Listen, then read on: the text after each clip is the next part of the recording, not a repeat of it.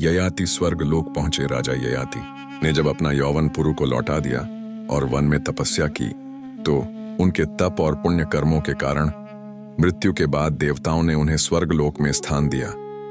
वह इंद्रलोक में देवताओं के बीच रहने लगे। स्वर्ग में उन्हें दिव्य सुख, गंधर्वगान और स्वर्गीय नृत्य का आनंद मिलने लगा। उनका तेज इतना था कि अनेक देवता भी प्रभावित होते थे। 2. अहंकार का जन्म। कुछ समय बाद ययाति में धीरे धीरे अहंकार आ गया। उन्होंने देवताओं से कहना शुरू किया, मैंने सबसे अधिक यज्ञ किए, सबसे अधिक धर्म किया, इसलिए मैं इस स्वर्ग में सबसे बड़ा पुण्यवान हूं। इंद्र और अन्य देवता उनके इस अभिमान को सुनते रहे, लेकिन उन्होंने कुछ कहा नहीं। 3. पुण्य क्षीण। होने लगा। स्वर्ग में जितना समय कोई पुण्य के आधार पर रह सकता है, उतना ही वहां उसका अधिकार होता है। परंतु जब ययाति का अहंकार बढ़ा, तो उनका पुण्य धीरे धीरे क्षीण होने लगा। स्वर्गलोक के रक्षक यमदूतों ने इंद्र को सूचित किया कि ययाति का पुण्य समाप्त होने लगा है। इंद्र ने ययाति को बुलाकर कहा, हे ययाति, स्वर्ग में स्थान स्थायी नहीं है, अब तुम्हें पृथ्वी लोक में लौटना होगा। 4. ययाति का स्वर्ग से पतन। इंद्र का आदेश मिलते ही ययाति का तेजमंद पड़ने लगा।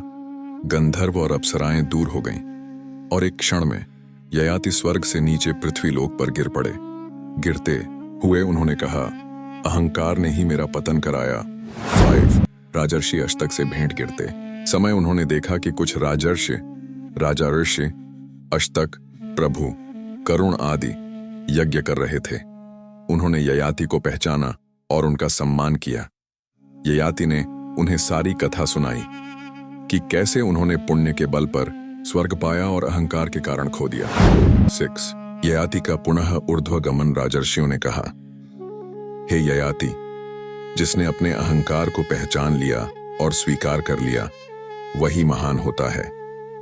उनके सत्संग और ज्ञान के कारण ययाति का मन निर्मल हो गया। उसके बाद उन्हें फिर से दिव्य लोक में स्थान मिला, पर इस बार अहंकार नहीं, केवल ज्ञान और वैराग्य के साथ। अंत में ययाति को मोक्ष प्राप्त हुआ। इस कथा से शिक्षा पुण्य भी सीमित होता है, इसलिए केवल कर्म पर गर्व नहीं करना चाहिए। अहंकार मनुष्य को ऊपर से नीचे गिरा सकता है। विनम्रता और ज्ञान ही स्थायी वैभव है। जिसने अपने दोषों को पहचान लिया, वही सच्चा ज्ञानी होता है।